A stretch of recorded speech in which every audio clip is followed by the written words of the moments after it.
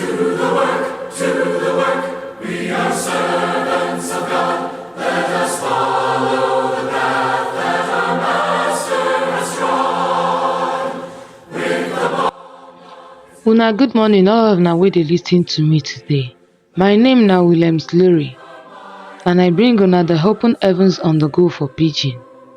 The Open Heavens Devotional na daily message book wey the General Overseer of the Redeemed Christian Church of God, Pastor E.A. Adeboye write.